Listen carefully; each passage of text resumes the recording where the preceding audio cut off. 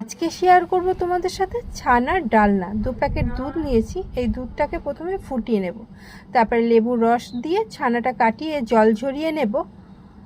এদিকে একটা মশলা বানিয়ে নেব, পোস্ত, কাজু বাদাম আর খোয়া ক্ষীর জল দিয়ে একটা মিহি পেস্ট করে নেব। আদা, কাঁচা লঙ্কা, একটা টমেটো দিয়ে এটাকেও একটা পেস্ট রেডি করে নেব। আর একটা মশলা বানিয়ে নেব, নুন, হলুদ, লঙ্কার গুঁড়ো, কাশ্মীর লঙ্কার গুঁড়ো, ধনের গুঁড়ো, জিরের গুঁড়ো দিয়ে জল দিয়ে একটা পেস্ট বানিয়ে রাখবো।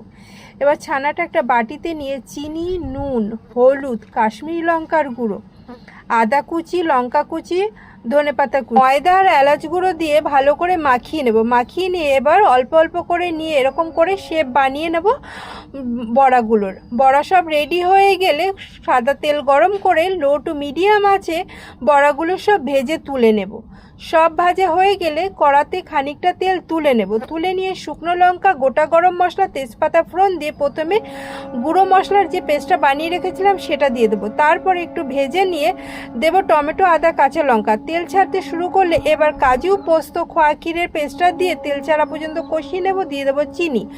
তেল ছেড়ে গেলে এবার পরিমাণ মতো জল দিয়ে ঢাকা দিয়ে দেবো। গ্রেভি ফুটে গেলে এবার ডালনাগুলো বা বড়াগুলো দিয়ে ভালো করে মিশিয়ে এবার আবার ঢাকা দিয়ে দেবো 5 থেকে 7 মিনিটের জন্য। দেখো এই গ্রেভি ঘন হয়ে এসছে। উপর দিয়ে গরম মশলা আর ঘি দিয়ে ভালো করে মিশিয়ে আবার ঢাকা দিয়ে দেবো। 2 মিনিটের পরে গ্যাস বন্ধ করে দেবো 5 মিনিটের জন্য। পরিবেশন করলাম ফুলকো ফুলকো লুচি দিয়ে। দুর্দান্ত